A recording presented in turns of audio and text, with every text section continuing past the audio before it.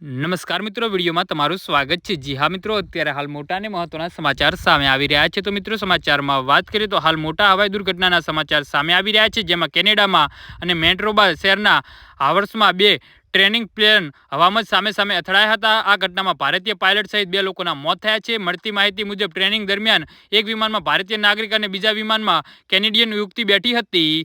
જી હા મિત્રો, અત્યારે હાલ મોટા અને દુઃખદ સમાચાર સામે આવી રહ્યા છે। તો મિત્રો, સમાચારમાં વધુ વિગતવાર વાત કરીએ તો બંને ટ્રેનિંગ લઈ રહ્યા હતા, જેમાં હવામાં જ બંને વિમાનો સામસામે અથડાયા હતા। ટોરેન્ટો સ્થિત ભારતીય દૂતાવાસે કહ્યું કે મેટ્રોબા શહેરમાં સિંગલ એન્જિનવાળા બે વિમાનો સામે સામે અથડાયા અને એક ભારતીય વિદ્યાર્થી શ્રી હરિ સુકેશનું મોત થયું છે। એમ શોકગ્રસ્ત પરિવારને ભારતીય વિદ્યાર્થીના મોતની માહિતી આપી છે। અમે પાયલટ ટ્રેનિંગ સ્કૂલ અને સ્થાનિક પોલીસમાં સંપર્કમાં છીએ।